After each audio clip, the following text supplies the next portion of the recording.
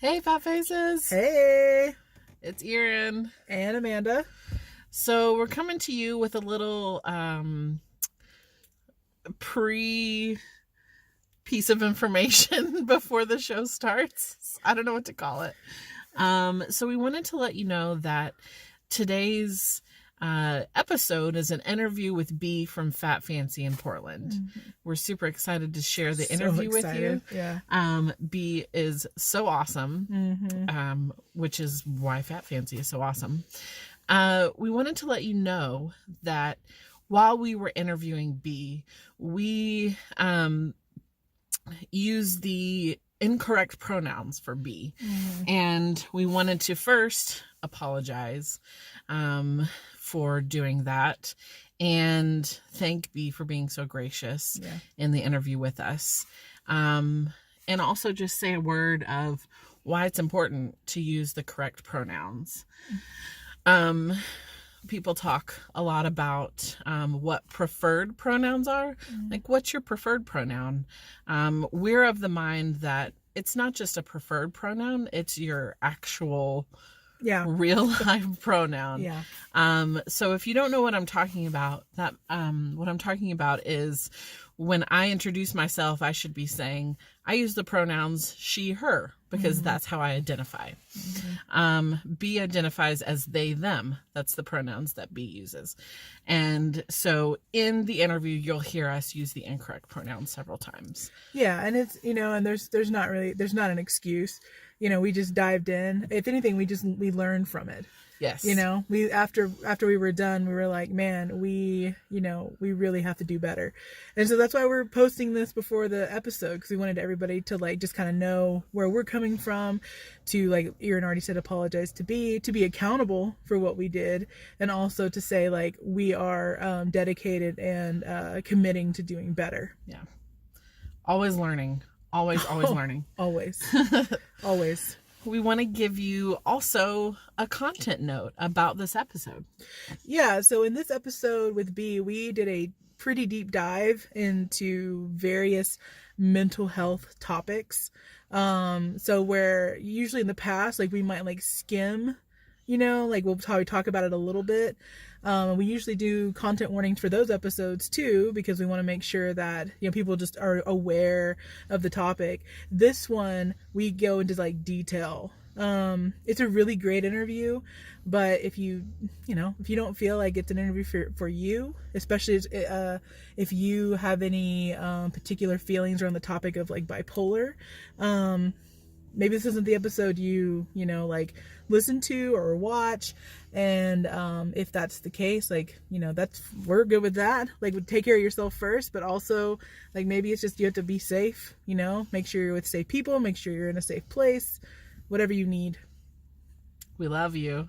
Absolutely. We hope you enjoy this episode. Yeah, we did. We totally did. Oh my gosh, so good. We love you, Bee. Bye, Bee. All right, love you, Fat Faces.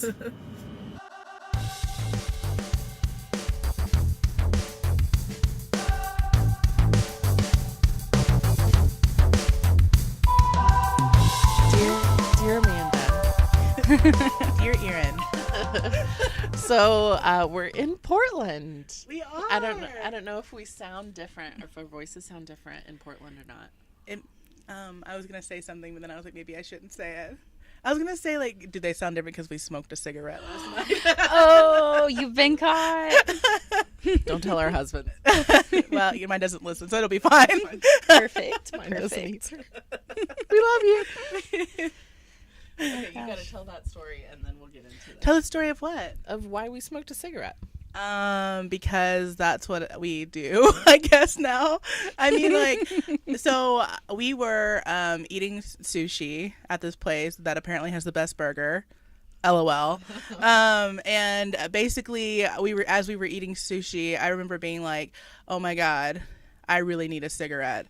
This is what I do. We're out, we're drinking, we're having a good time, and I just really want to get some smoky smokes. And then you said, absolutely. And you asked me, you were like, have you ever smoked a cigarette? Oh my gosh. You're like I was some kind of 18-year-old peer pressuring you. Have you ever smoked? Oh my God. How cool are you? Do you even smoke? Do you Do you even smoke cigarettes? And then you were like, I love a cigar. And I was like, who are you? And I loved it. I loved Yes. everything. And so then we tried to go to this gas station across the street. Or not a gas station, just like a convenience store, right? And then they were closed. And we were like, shit. So we went down the road and like ate a burger. And then came back. And then smoked a cigarette. And you smoked your cigar. And we just hung out outside and we were like, oh my God, we're in Portland smoking cigarettes and cigars. So we decided that truly, like, our dream of the 90s, The 90s dream. Yes. is alive in Portland. It was. And we lived totally, it. Yes. Anyways. We're still living it. Well, we're living like all of our true dreams today because right now, listeners, we are sitting on the lovely, wonderful green couch inside of one of our favorite places, Fat Fancy in Portland. And we are here with our friend B. And B is going to introduce Hello. yourself. Yes. I'm Bee, and I own Fat Fancy, obviously. And Fat Fancy is a plus-size clothing store. We're resell and consignment in Portland, Oregon. And our mission is to bring clothes to everybody in the fat community because there's really hard access to clothes. Like, if you don't have money, you're pretty shit out of luck, clothing-wise. And also to have everybody's like dream body positive clothing shopping experience. Like, when you walk in, I want you to feel the love here, especially like the body love, and feel free and open to try on everything, new style stuff you'd never see yourself in. Put on a party gown just to walk around the store and do a fashion show. I don't care, as long as you're having fun. I don't even care if you buy the clothes. Like, I just want you to have a good time. And even if you don't buy the clothes, they all go to local shelters when they don't sell. So that's like, that's my goal, is That's just, amazing, yeah. yeah. I know. So this is Amanda's first time in the store. Oh my gosh. I came in here, well, we'll say twice before because I came twice in one weekend a few months back. And I know I talked about the experience before on the podcast, but just like it was an amazing experience of being able to come in and know that I didn't necessarily had to stick to like one corner of the store, right? Oh yeah. Or I didn't really need to be like kind of hiding or embarrassed or keeping out of the way of everyone else who was Yes. shopping. It was like this whole store was for me. Yeah. Like that is, you know, we go in the Lane Bryants and we go in the Torrids, but it's like the vibe that you have achieved here is so community and love oriented. Yes. It's unlike anywhere else. And I think that's why we feel so special about this place. So we're really excited that you were up for being interviewed because we've just been curious, like, how did this come to be? How did you come to be here? And oh my gosh. and all of those things. Yeah. So we have to go to the beginning. We want to go to the beginning, though, right? Like, Oh my where gosh. wherever you want to start.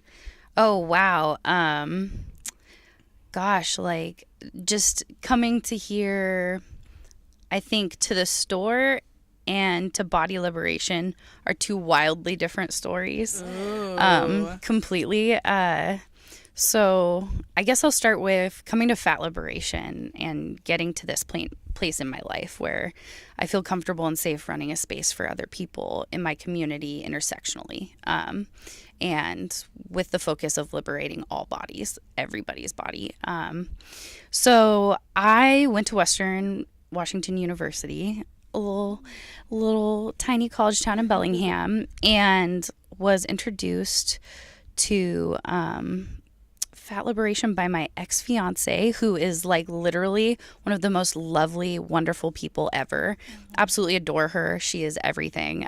We're best friends still, but yeah, we dated for a long time. And when we were first hanging out, she was like, hey, Beth Ditto's on the cover of Rolling Stone. Did you see that?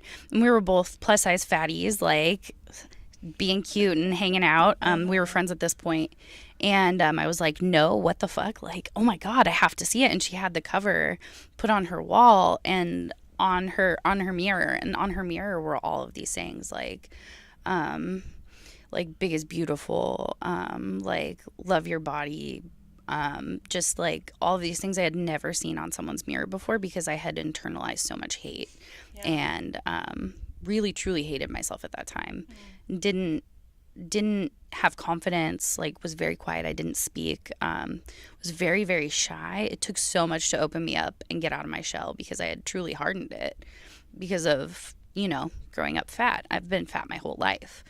And so to see that was just like world changing. Like my world changed in that moment. And she gave me a bunch of fat positive books to read, but I have ADHD like nobody else, so I cannot remember the titles of them. But we ended up going into a program together that was I can't remember the name of that either, but the basic premise is to organize around inequality on our campus. And so it was this campus group that went out and did really cool things. And I was part of one section of that called WEAVE, which was women's empowerment and violence education, I think.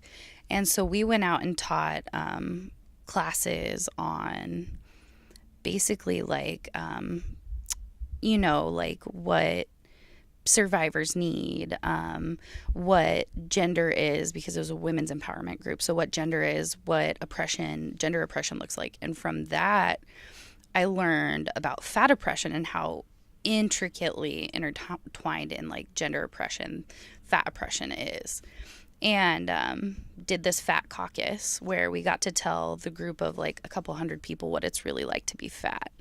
And in that moment, I came to fat liberation. That was the first time I felt powerful in my voice, my fat voice, and my place in the world, really. I stood my ground and told a couple hundred skinny people what it was like to be big-bodied in the world. And I was bigger bodied then. I'm like a smaller fat now. And my body changes wildly with the medication I'm on, so I never know where I'm going to be.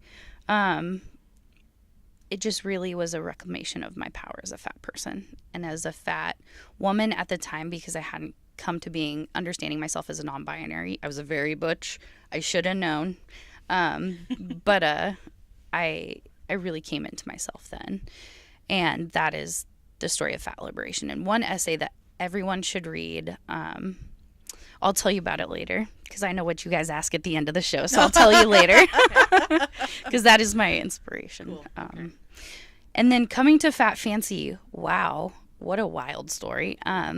So I am bipolar. I talk about this on Fat Fancy's stories sometimes, and I post about mental health on Fat Fancy's feeds. And I was manic. I was really manic. And when you're manic, you're reckless. You make very quick decisions and very rash decisions. And I was walking down the street with Elle, who we originally bought Fat Fancy together. And I was scrolling through their Tumblr feed, and it said that they were selling. They were looking to sell. I looked her dead in the eyes, and I was like, do you want to be my business partner? Can we buy Fat Fancy? And, like, it was definitely a very quick decision, but it was the best decision I've ever made in my life. But I was manic, so I just didn't think it through all the way. I really had no idea what owning a plus-size store and building a community looked like. Yeah. And I had some idea because I had been community organizing, and I knew what, fostering a not safe space, because I don't think those exist, a community space where you can grow and learn from each other when unsafe things happen, right? Where we can all grow. I already sort of knew how to do that, so I was great about that. But the store aspect, wow, I did not understand. But my mental health journey really brought me to Fat Fancy because I was clear enough and had been in therapy enough to know that I hated my job, right? What was that job? Oh my God, I was a bartender. So I was a head bartender for Marriott. Oh yeah. And in Seattle on 2nd and Cherry, that one right down there. Oh, okay. Yeah. Being treated like you are less than nothing after you found your own liberation is really, really, really hard to deal with. And I did it for 3 years. And at the end of 3 years, I was so tired of being dehumanized on a daily basis that I couldn't anymore. And I had already decided to quit my job before I even saw this post about Fat Fancy. I was like actually freaking out about what I was going to do. And seeing that felt like a destiny moment. And it felt like it was like meant to be. It was meant to be with Elle. We were both together at that time. Like, it was just the most meant to be moment of my life. I felt so certain, which is also part of being manic, is you feel real certain about everything. But I think that more than my mania, this was my place in the world. And I think that being manic fostered the changes I needed to make that I can't make on my own when I am too anxious, because I'm also very anxious. I have anxiety disorder and panic disorder. So I was panicking about finding a job, but I was also manic, and this thing just landed in my lap. I love that you're so open about being bipolar and about having anxiety, and I also love that you talk about mania in a way that's like, the positive side to it is that it pushes you to do things maybe that your anxiety wouldn't like allow you to do, because that's so true. And I think so often people, especially people with bipolar, you know, because it's abused for one thing. It's like, oh, I experience highs and lows, I'm bipolar. It's like, that's not what that is. No. You know, sorry, this is the mental health side of me coming out. Yes, and all that, but please, like, yes. but I love to hear that, you know, bipolar, to be bipolar is not like a death sentence. Exactly. Oh my God, that is why I talk so much about it. I'm so glad. That's what my heart was just like, oh, soaring. Sorry. But yeah. Please continue your story. Yeah. And I don't remember where I was at, to be honest. But buying Fat Fancy was just the best decision I've ever made in my life, and also the craziest decision I've ever made in my life. And I hate to use the word crazy, but also I feel like I get to, because people use that to describe me. And it was truly a crazy act. Like, I believe wholeheartedly that I was nuts in making this decision, but you have to be nuts to be in business. You have to be crazy. You have to be willing to take those leaps. And I think that, being bipolar allows me to already have taken such nuts leaps that owning a store feels like nothing, to be honest. It feels like the hardest thing and the easiest thing ever. I love that so much. I love your story so far. I mean, we're not even we're not even hardly into it, but I'm like, I just love this. I love everything about the story. So I want to rewind then back to, you're talking about being at Western, and you had this friend that kind of nudged you into the world of all things fat liberation. But then you kind of mentioned like that was maybe the impetus for you coming into other parts of yourself. My God, Can yes. you talk more about that? Yeah. So being so anxious, when you're bipolar, it comes out in your 20s. So I didn't have any symptoms of that, but I have multiple diagnoses. I also have chronic PTSD, and panic disorder, anxiety, and ADHD. It's a wild ride, y'all. But I had been so anxious and so panicky that I just couldn't talk. Like, I would talk to people I deeply trusted, but if I didn't deeply trust you, I was not telling you anything. Like, I got really, really good at being very, very fake, just to hide the excruciating pain I was going through, because I didn't know I was going through excruciating pain, but I knew I needed to hide. And I think part of being fat is hiding yourself on a daily basis, even though everybody knows you're fat, you know, like, but you feel like somehow still you can hide that. I did anyways, personally. And I was afraid to do anything, like really, truly afraid to do anything. I still am, but now I recognize that that's just irrational. At the time it felt very real, and your body makes those things very real. So I wouldn't, you know, I've always been an ambitious person. I was the president of my choir class in high school, like vice president of my sophomore year. And it's terrifying for me to do those things. And that was just like, I felt then that I knew I could do so much more, but I couldn't do so much more because I was so terrified. So coming into that, I was forced to lead. Like, coming to Western, I was still very much in my shell, and I met these beautiful people who expanded my worldview. Emily is the name of my ex-fiance. Amazing, seriously amazing person. she and our other friend Naomi were a part of this group that we were in before. We were Prevention and Wellness Services. That's what it was called. A part of Prevention and Wellness Services first. And they really indoctrinated me. They were like, no, because I had never heard about privilege and oppression. I had never heard about these ideas and concepts. I came from a tiny little town called Camas, Washington, across the river from Portland, where we are, and predominantly white city. There were 2 black kids in my class. Like, it was like white city. So that was never a discussion that was had because nobody was thinking about it, right? And I come to Western and my whole worldview shifts, like dramatic worldview shift. And I have such a soft heart to the point of I still cry every day because of how fucked up our world is. And that's when it really hit that I wasn't fucked up. The world was fucked up. And that I wasn't wrong. The world was wrong. And that gave me this momentum to quit questioning myself, quit questioning whether or not I should do something. It forced me to lead group talks, to lead huge seminars, to speak in front of groups of people, to be open about my experiences. There's this particular exercise that we did in WEAVE, which was the Women's Empowerment and Violence Education, where we sit in a circle and we tell each other our stories. And we're silent between each other's stories.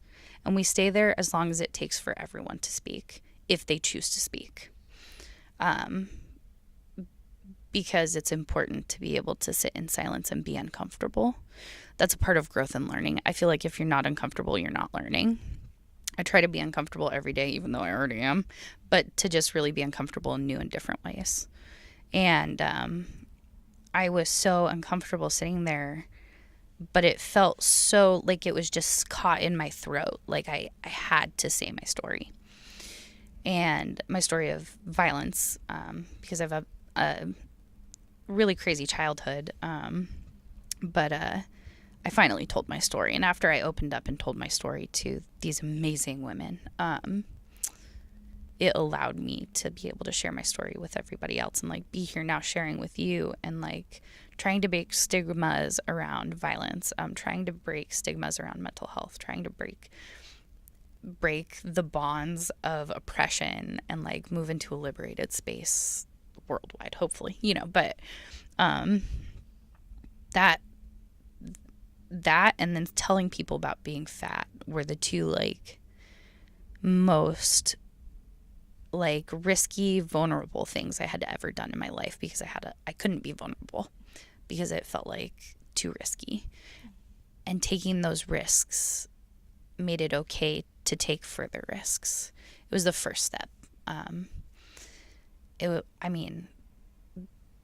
I hope that everyone gets a chance to sit and listen to people and sit in silence and hear their stories, because I think that is so key in being an activist, in working together towards liberation. Because if we don't know each other's stories, how are we going to speak up and advocate for each other? How are we going to know when something is abusive to a community? How are we going to know what hurt looks like and feels like and how to help someone who is hurt if we never are vulnerable enough to share that hurt, right? So, that space just taught me so many lessons. Oh my God. I love silence now. I love listening now. My favorite thing at Fat Fancy is getting to just work with people, to be around people, to hear their stories about their body, about their hurt, about their stuff, because I am so here to listen. I am open for everybody. If I can offer emotional support and that's the only thing I can offer someone, of course I'm going to show up for that. And that's a large part of what I do here at Fat Fancy, is just have these meaningful talks and connections and give people a chance who have never been in a body positive space, who have never had a risky situation where they could be vulnerable about their body, but in a safe, loving, supportive environment. Like, that's a huge part of what I do here. I love it when there is no one in the store except for one other person. That's my favorite, because I get to witness them for who they are without interruption or other people, or that too risky situation. So that's what really changed me. Yeah. Fuck. Oh my god. I'm like tearing. Samesies. Oh my gosh. So I have so many feelings at once that'll just come out, and like, I love you. I love your story. The fact that me and Erin both love people who have just done their work. Yeah. And you've obviously done so much work, and the fact that you own a fat positive consignment store, and you could just be a fat positive consignment store owner, and Yeah. you would still be badass. Yeah. But like, the fact that you own a fat positive consignment store, and that on top of that you are also creating a safe space, that the safest that you can create. I like the way that Yeah. you define safe space.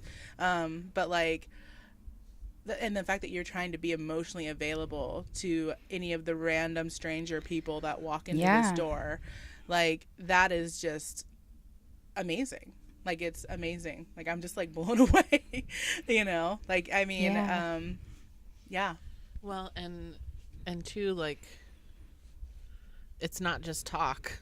Yeah. Like, it's, Yeah. it's in action, and I think, like, I felt it when I was here, and everyone we know that's come here has felt it too. So it's not just you're saying, this is what I would like to do. This is Yeah. what you're actually doing, and Yeah. that is so rare. And I feel like it's really rare right now, especially at a time when, like, fear is so much at the forefront Absolutely. of every decision we're making every day, Absolutely. even down to the clothes we wear. Yeah. You Oh my know? God. Oh my God. Stepping out of the house is a war zone. Like, the second you leave your front door, you are bracing yourself to be called. I mean, I'm walking down the street as a smaller bodied person, a fat bitch, like, not even wearing my beautiful fat bitch tee. But like, just the constant harassment, the looks that are violence, because there are looks that are violent. Like, you know, when people refuse to look at you, God, when you're sitting on the bus and nobody will sit next to you, like, every day is a fucking war. Like, there's no avoiding it. And exponentially so if you're trans, or if you're black, or if you're a fat black trans person. Like, it is literally life or death walking out of your house, like, every day. And that's, moving with fear is so, it's the only thing you can do. Like, it's so overwhelming, I think, for a lot of people, for everybody. Absolutely. And I like that where you took it was to that you have found this practice of being quiet, being silent. Yeah. Because not only have you created a physical safe space, but you're creating that emotional safe space too, to hear the stories that probably don't get told anywhere else. Yeah. Oh my God. Yeah. And I mean, we talk about a lot, like, because of who we are, we definitely hold a lot of privilege. And so it's a little bit like, you know, okay, we're using our voices a lot. We're talking a lot. We Yeah. also hold a lot of privilege. But I think our hope is to, like, encourage others Absolutely. to whatever that work that they need to do in their lives. Yes. To, like, for you, you know, it's silent space where you're not talking, whatever they need to do in their own personal lives, to, you know, fight the injustices of the world. Yeah. In our own ways. Yeah. I feel like that's just the ultimate, that's the goal of life, right? I feel like that's the first half of the goal. That's the first half. Ooh. Yeah. The second half of the goal, the second half of what I do here, I think, is building people up. Because once you've broken down, once you've told your story, you really have to be built back up. Because you're starting from bottom. You're starting as a new person, right? And you need a cheerleader. Like, I want to, after people tell me their stories, after I get to talk to them, I feel like that's the first thing we do. And then they shop and we do like a fashion show or they're like, hey, does this look good? Like, and I'm like, yeah, of course, duh. You have a body and you put clothes on, it looks fucking killer. And I'll tell you when it doesn't, because I'm too blunt to not just be like, no, that's trash, take it off. That dress is a garbage sack. Like, you deserve the best, you know.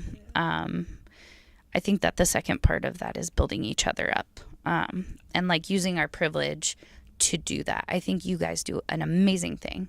You gave me a voice. Like, I'm a fat, trans, queer, disabled person, and you're letting me speak. That's amazing. You are doing such a good job at like using your privilege to leverage others' voices, right? And that's incredible work. Like, that's amazing work. You're doing the good work, you know? And I think that the good work looks so different for other people, because we all have these different skill sets and abilities, and we have our place in liberation. We have our place in the work, and that might not look like being on the front lines of a protest. That might look like staying back from the protest and giving people water if they need it. That might look like owning a plus size store. That might look like owning a podcast. Like, there's so many different ways we can liberate each other, and I think that, and build each other up. Because that's really the second part, is that rebuilding. Yeah. That's gorgeous. Yeah. That is gorgeous, as our friend Jonathan Van Ness would say. Gorgeous. Yes. It's beautiful. We love her. Is that a good impression of Jamie? how Jonathan Van Ness genders everything. Yes. I love it. Yeah. Well, you're very, very kind, and thank you for saying those kind things. But I also totally, like my hands went up, like, yes. I'm in fucking church when she starts talking. when B starts talking about the next step, building people up, because it's so true. It's so true. And and this is like, I know that a lot of people like deal with like imposter syndrome. Oh my God, yes. Yeah, and so like I remember, which I'm not like the biggest fan of Elizabeth Gilbert, but I remember like hearing her speak, and she talked about she's like, just because somebody's done it before, like, you haven't done it. Oh my God, yes. That's the thing I think about a lot when it comes to like what we're doing, or like what anybody's doing. It's like, it doesn't matter if somebody else did this already, or somebody else said the thing. You haven't said the thing. Exactly. And you never know, like, you could be the person that is able to like put that drop of healing gold in somebody's soul. Yes. Yeah. I don't think you have to be anything to still be helpful. Yeah. I think you can be helpful who you are right now today. Yeah. Without even knowing it. Absolutely. 100%. That golden drop.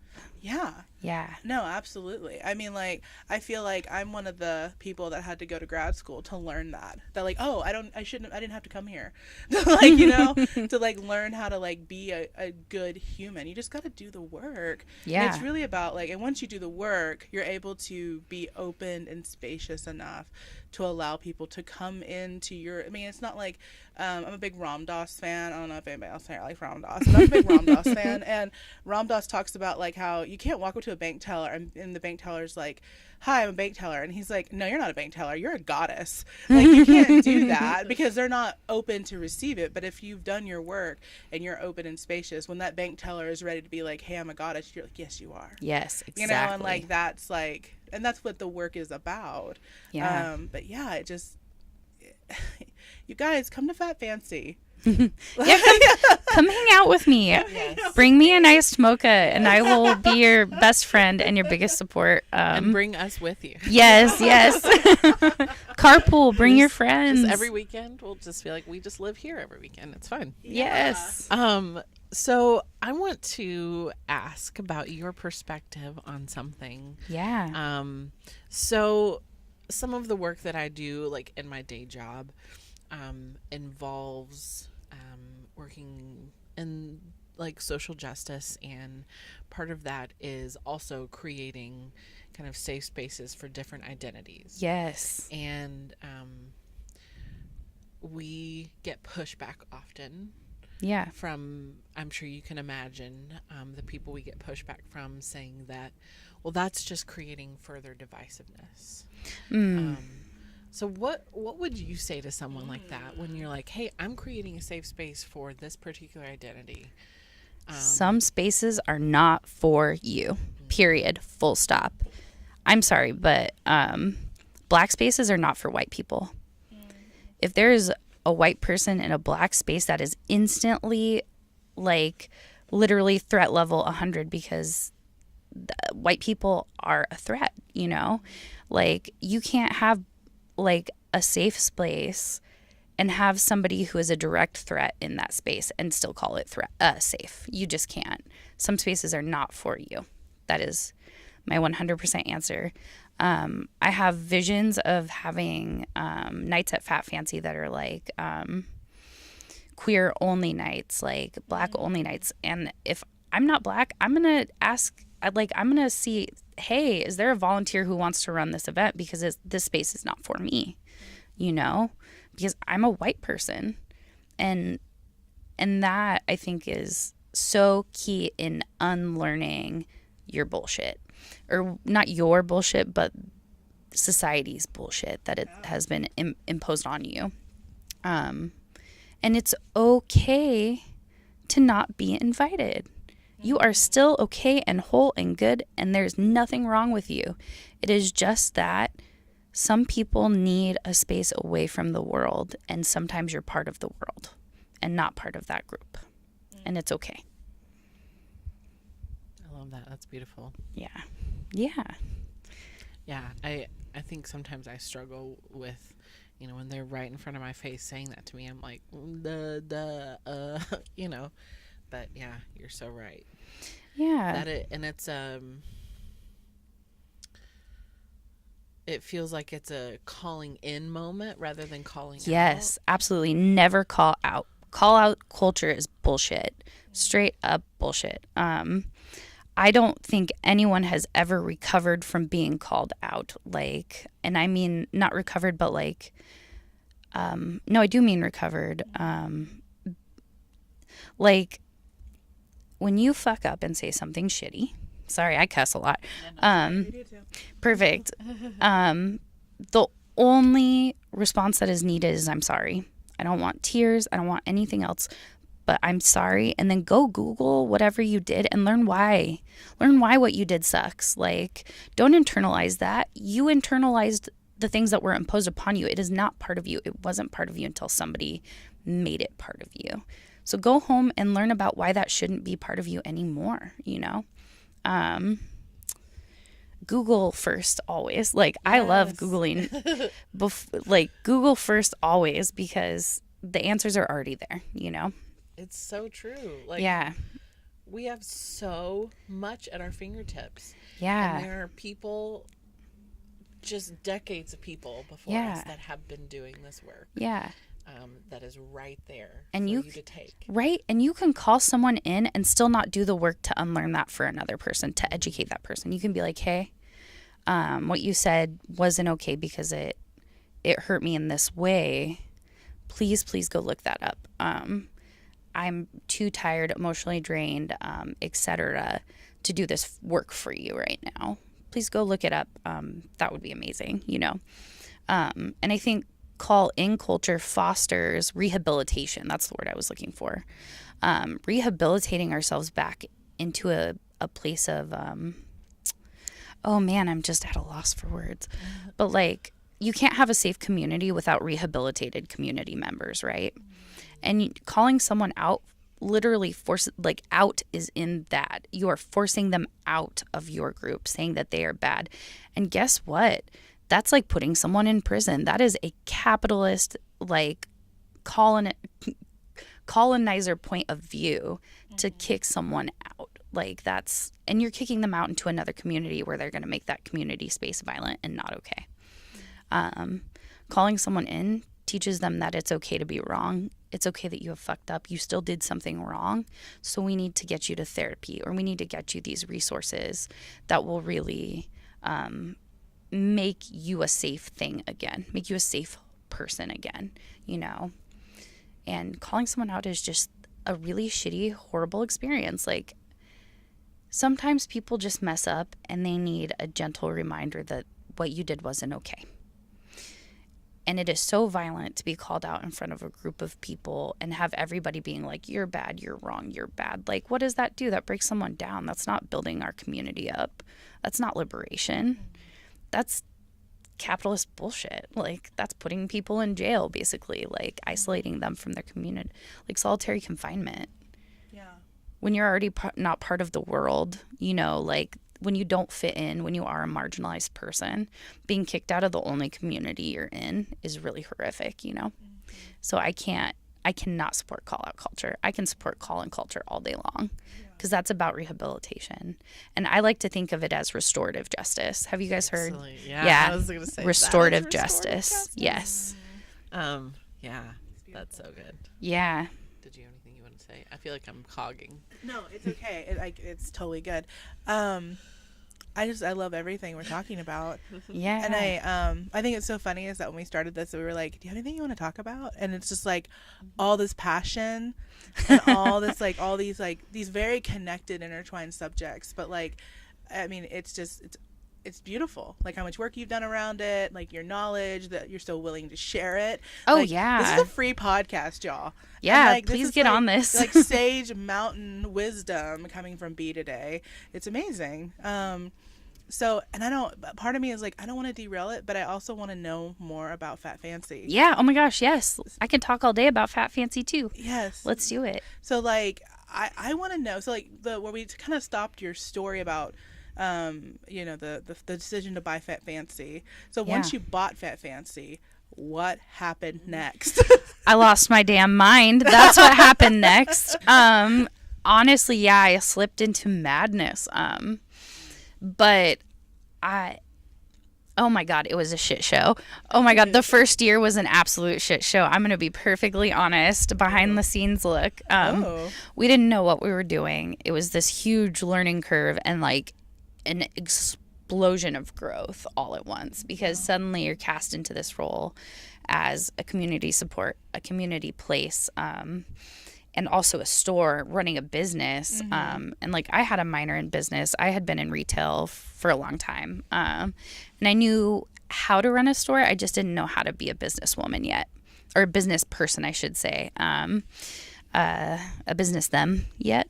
And so it was like, oh shit all the time. It's still like that now. I'm just more comfortable being in the thick of it. In the oh shit of it? Yeah, in the oh shit of it. Yes, exactly. Today is definitely like this. I'll talk about that in a minute. But so yeah, Elle and I buy the store together. We start it, and like any good partnership, you have two visions and sometimes they're just not cohesive. Elle and I had two visions for Fat Fancy and they just weren't cohesive, and I was crazy. Like, I will own my shit all day long. I was a bad business partner, y'all. I really was not okay. I was seeing things, I was hearing voices, and I wasn't telling anybody about it. And that silence is not fair. Like, when you're mentally ill, it is not okay to just not show up. You have to be vocal about why you are not showing up. And that was when I really learned that lesson. And so I left the business first because I needed to heal. I was unemployed for like 3 months, got a new job, went to all kinds of intensive therapy. And then Elle was like, hey, should we switch? And I was like, you know what? Yeah, I would love to be Fat Fancy's owner. That is my calling. And I wasn't sure up until I lost Fat Fancy that it was my calling. But that first year, oh gosh, we were running around like chickens with our head cut off. Like, every day was a scramble and figuring out a new system of operation. Every day was a new learning moment of like, oh, we don't know how to do our taxes right. Oh, shoot. Time to figure out an accountant. Thank God we got hooked up with the Portland Business Outreach Program. They're a community resource for minority-owned businesses. And you get a business advisor that works with you up to 3 years growing your business. What a godsend. Amazing. Yeah, so we hooked up with them and they have really changed my perspective on business, how to own a business. They taught me how to be that business person I wanted to be. And that was the first year of Fat Fancy. An amazing, wild, mess. And I was anxious the whole time, y'all. I was not good at meeting people and opening up to people, important people, I should say.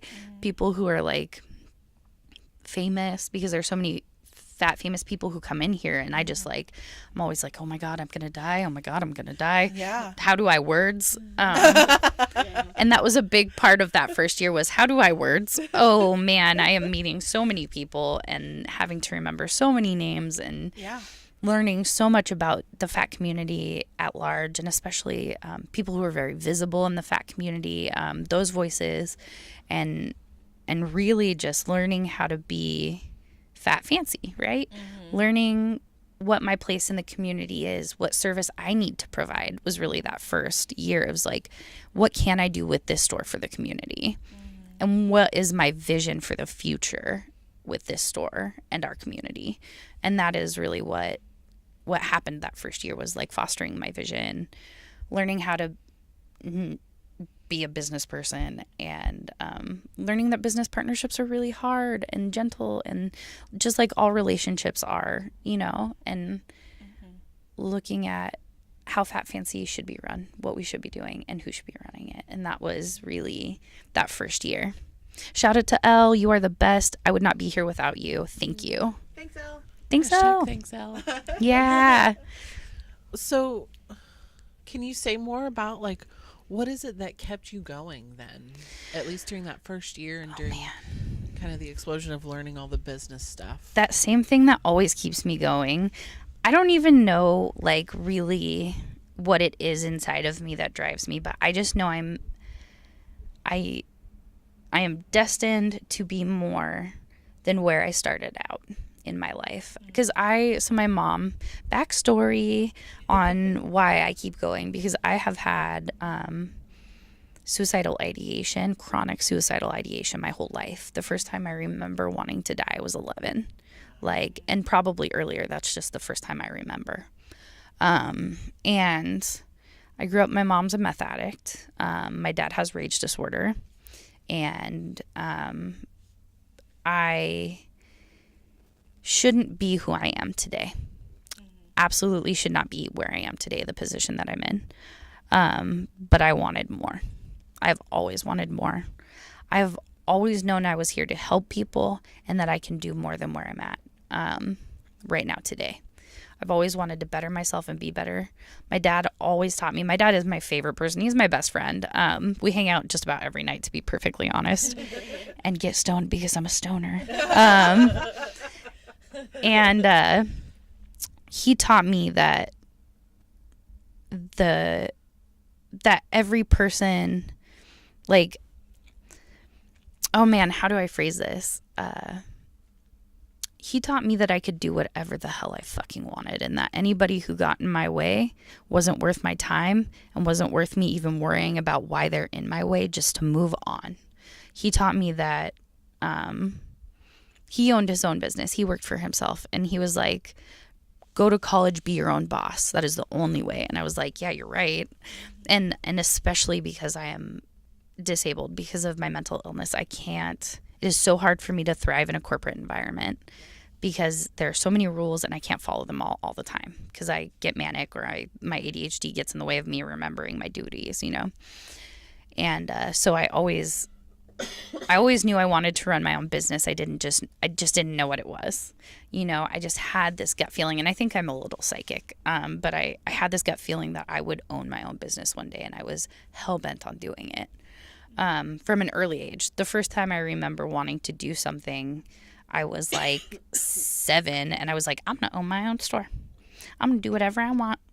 And that stuck with me. Just the drive to be better than... I saw what it was like when you chose the other path. For me, there were 2 paths. I could go into selling drugs, making meth, doing whatever I wanted to in the drug world, being a criminal. Or I could choose the harder path, because it is the harder path, honestly. Yeah, totally. And figure out how in the hell I'm going to pay for college, go to school, get straight A's, do my work the hardest that I can possibly work to be who I am right now, to be better every day. And that's my goal, is honestly to be better every day. And I think that's why I kept going, because, even if I've had the shittiest, roughest, most gut-wrenching day, I know that I can try and be better tomorrow. I know that I can learn something new tomorrow. And that's what keeps me going. It's a really beautiful answer. Yeah, just, I am so fucked up and crazy, guys. But I'm also really sweet and kind, and I have something to offer the world. And just because I have bad days or days when I do harm, because sometimes as a mentally ill person, you do harm, and you learn that that is just a part of life. Mm-hmm. And even on those days where I feel just like a monster, I remember that I still have the ability to be better tomorrow. Yeah. You know, that's at the end of the day, I can do more tomorrow. You know. You're so right. That's so beautiful. Yeah. And so if you listen to the podcast, you probably know I work with people in recovery. Yeah, absolutely. And so as you're telling your story, of course, I'm thinking about all my residents and my clients, and you know, you're absolutely right. Like, you are thriving against all odds. Yeah. And I mean, like that. And for people who haven't experienced growing up in that world, or who don't have an addiction, yep, or who don't struggle with mental illness, yep, you know, like, they can't really get it. Mm-hmm. But like, when you have mental illness, when you work with people with mental illness, when you work with people in addiction, who grew up with parents that were in addiction, it's like the cards are hugely stacked against you. Yeah. To like, just to do something else. Yep. And just to like believe that you can do better, that you can do more. Yeah. You know, it's that we talked about, like that little gold divine spark, whatever that is. Like, yeah, it's just something that like somehow you got it. Yeah, right? Who the hell knows? Yeah. I won the lottery. Yeah, no. It's like, yeah, it really is like, it's the thing that kept you moving forward. It's the thing that gave you hope, right? Yeah. That's what it sounds like. Yeah. It's, you know, and I think that the thing that people don't understand is that not everybody gets that. Nope. You know, and that's like what I talk to my clients about a lot. It's like, yeah, you know, just because somebody gets out of the program and suddenly they don't have the support of the program anymore, and then they relapse, yeah, they go back into the life, it's like, what do you fucking expect? Like, if they don't have hope, if they don't yep, know that they can be better, yep, you know, like if they have nobody, I'm like, it's really fucking hard. Yeah. And there's no judgment. And I hate that there's so much judgment around the culture of addiction. Yes. Oh my God. Yeah, it's insane, and it's terrible, because it's like, you know, this is not something that people would choose. Nope. And it is harder to live a sober life. Yes, absolutely. Much, much, much, much harder. And that's why a lot of people go back to it. Yep. Because at least they know it. It's a discomfort, yep, they know. Yep. And at least they can make money. At least they can survive and maybe provide for their family. Yep. Like, exactly. It's like, so yeah, you get it. People do what they have to do to get by. Absolutely. And what I learned about addiction from growing up in addiction, and like, I smoke cigarettes, I still vape, like, I am an addict, I just never tried drugs. Right, yeah. Oh, that was my number one rule, was I am never going to do something that I don't want to do for the rest of my life. Yeah. And besides, like, you can be better, but like, my dad told me that, and that stuck with me, thank God. Yeah. You know? Yeah, you're right. And it's like, I don't know what that is. Yeah. You know, like, I don't know. Like, my grandfather was, I mean, I don't think anybody in my family would call him an alcoholic. He was an alcoholic. Yeah. You know, like, I'm a food addict. Like, yeah. so I have, you know, it's like I have binge eating disorder, and like, yeah, you know, like all these like complex PTSD. Yep. Like, yeah, you know. Yeah. So I, you know, but it's like, for some reason, didn't, because of my privilege, because of my family, because of the fact that I grew up in a small town, yep, never picked up heroin. Yeah, right. Like, I mean, and that's what it's just like, I didn't have my family. My grandmother may have been an alcoholic, but my mom didn't drink or smoke or do anything. Yeah. So like, you know, it really is so much about like the environment that you're in, the people that are around you. Yes. Like, and sometimes you just get really fucking lucky. Yep. You can grow up in like the worst environment, and somehow you come out of it and you're able to make something better. Yeah. And I don't know what that is. Like, I don't have a word. I just really say it's luck. It's privilege. It's luck. It's whatever you want to call it. Like, literally. It happened. I feel like I am my therapist said this to me once, one of my favorite therapists, Kate. Shout out to Kate in Seattle. I Everybody go to Seattle Counseling Services. They're super cool. Yeah. Oh yeah. But she was basically just like, you are 1 in 1 billion. Mm-hmm. People like you do not exist. Yep. Protect yourself. Yes. You know, basically like stay doing whatever the hell you're doing to be here, you know? Yes. And I think that what I learned living in addiction was that people are addicted because they don't have love. People need something to get them through the fucking day. Yes. And I don't blame them. I don't blame my mom for being a meth addict and through putting me the hell she did. Like, I really don't, because she was not loved. Her mom was a piece of shit. She didn't know any other way than the way she knew. You know, and that's the thing about addiction is it can happen to anybody. And most of the time people are just fucking sad and they need love. Yeah. And they don't have resources. Yeah. They can't A cope. lack of resources Yes. is a huge factor. Huge. Humongous. Yeah. Oh my goodness. I could just go on it. We can go Yeah, on we and can on. go on forever on that. Well, it just makes me think, like, how perfect is it then that, you know, you never know really who's going to walk into your store. Oh, no, never. And, you know, their experience, whether they spend 5 minutes in here with you or 3 hours, you know, that could be the moment for them that is that gold spark that keeps them going. And I have no doubt that that has probably been the case already for lots Oh my of God, I people. can only hope. I mean, Yeah. I'm positive it has to be, you know, like, oh yeah. What? Wait. That's so badass. Well, it was an experience that I feel like I described it better then. So I'm like, I want to rewind to remember what I said, but You want me to tell it? yes, okay. Because so She like, knows 'cause- my life better than I love that. I do. No, but like it really like so. Erin was like, I have come from the land of Portland and I have went to Fat Fancy. Let me tell you the tale of Fat Fancy. And I was just sitting there like, tell me everything, because she was just so excited. But she was like, but it wasn't like, you know, it's a bomb store. You know, Yeah. she loved, like, she bought stuff from the store, like she was, but that wasn't the thing that was like, it's a cool store. It was like, B is amazing. Like I felt What? so loved and accepted, and I felt like it was good for me to be here. And I was like, I mean, it's giving me goosebumps. Oh See, my it's a real gosh, thing. you do have them. Yeah, That's like amazing. it's real. Like, you know, but that's the thing that I was like, I need to fucking go to Fat Fancy. Like, we need to go right now. And I had never been here. I don't know anything about this place. I just was like, but I saw how moved Erin was, and that's because of you, B. That's not because, like, I mean, you know, you could have been anywhere, but it's because of you and the environment Thank that you you. created here, and that's what was so meaningful to her, and that's what made us go like, well, and Erin was like, we need to interview her. Oh my Like, gosh. that's the first thing she said. Like, didn't you ask her when you came? Yeah. Sorry. I'm sure I was like, yeah. Yeah. Yeah, so I mean, like, but it's because you want to, like, when you meet people that just like make you feel okay, Yeah. make you feel loved. Like, it's like, okay, like, meeting somebody that makes you feel okay is like, oh, this is nice.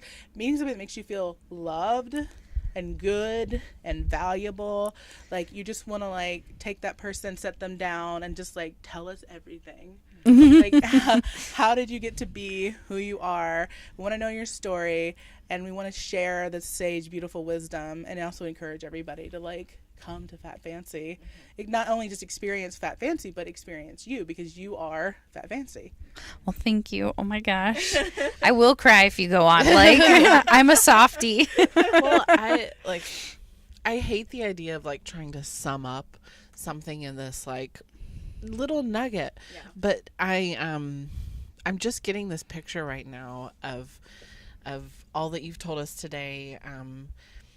You being in the world is a radical act. Like, Fuck yeah. you are who you are is radical, and it's a miracle, and it's all of those things.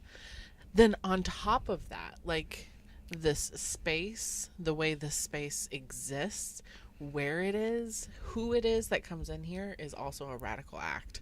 Like, everything that you are putting out there is pushing against those norms that have been so ingrained in our bodies that are causing us so much harm. Oh yeah. Like, literally every day that you wake up, you are pushing against that. And that That's huge. I mean, yeah, I don't even have words for what that means to it gives me hope in ways that other things cannot.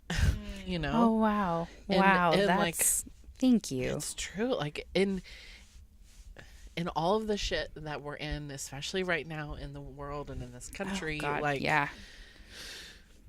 it makes me feel like, okay, there's a place that we can be okay. Yeah. I feel like that is reducing it so much, but I don't know how else to say it. Yeah. It's beautiful. Yeah, that was kind of at a loss. thank you. But thank you. Wow. Thank you for waking up every day and being the radical act Oh that my you gosh. are. And You are so welcome. yeah. yes. Yeah. We will always be your biggest fans. Hell And we yeah. will always try to come here as much as we possibly can and send people here. And just watch you on Facebook Live and all this stuff. Oh my gosh. So let's talk about that for a second. So Yeah. a couple things before we get off the mic. So talk about this new thing that you've been doing. Oh my gosh. Every Thursday night, 8 p.m., tune into Fat Fancy's Facebook Live because we do a live sale. So I've got pieces from size large up that I sell. You get to watch me be a silly little idiot on camera and hop around and make finger guns because I really do that a lot. So fun. So good. And basically, I ship to anywhere. So if you have trouble finding clothes, if you live in the middle of nowhere, I will ship to you. Like, please tune in. I'm thinking about doing an East Coast show at an earlier time too. Ooh. Yeah, because I really want everybody to have access to clothes. Like, why not have one on the East Coast too? Awesome. Yeah. So I really want everybody to have a chance to access clothes and affordable clothes. And so my idea was like, fuck it, I'm going to take it to the internet. And I saw that the Plus Bus also does it, which is so cool. You should tune into the Plus Bus too. They shout out to the Plus Bus in LA. They're so cool. And I was inspired by them and I was like, oh my God, Fat Fancy can also reach like everybody too. Like that is so badass. I want that body love and that silliness to be taken everywhere. Because, like, it's okay to be silly and fat, you know? Absolutely. We're taught to be small and weird, like, and littler than we are and be quiet. Like, fuck that. Be the weirdest weird you could ever weird. That is my goal. I'm sorry, but my goal for 2019 is to just get weirder. So if you tune in at 8 p.m., you're going to see some wild stuff. Weird it up. Yeah. Please create a shirt that says "Be the weird that you've ever weirded" or whatever. Yeah. You just said that. It was so good. Yes, weird you've ever weird. Yes. Oh, yes. Feels so good. Life is so boring without weirdness. I get bored easy. I got ADHD, y'all. I want to see that colorfulness.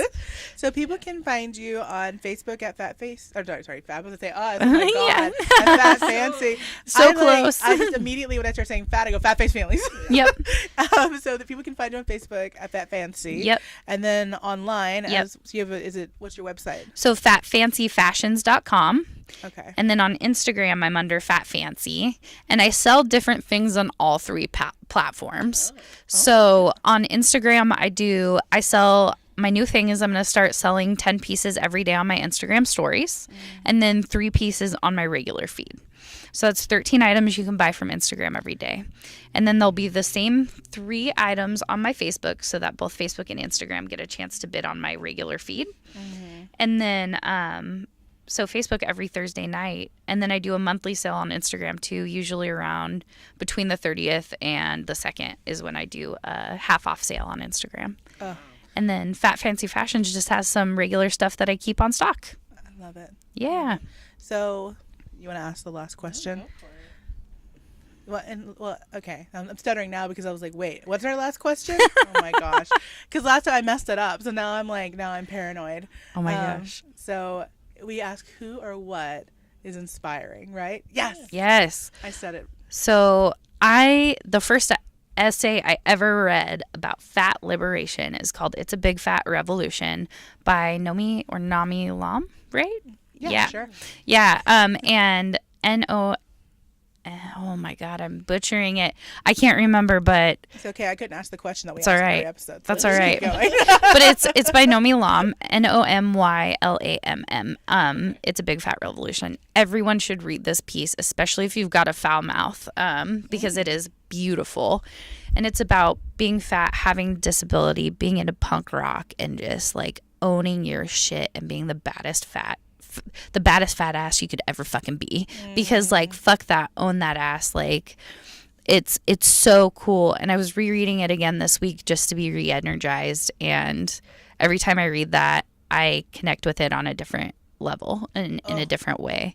And I mean, it's been 10 years of reading that piece, and it still doesn't get old for me. Ooh, Yeah, that? it's outrageous. That's Please read it. amazing. I love it. We need to find like a link to it, and Yeah, it's not like your normal collegiate, well-written piece. Like, it's a real, raw, authentic take on being fat and disabled, and I love it.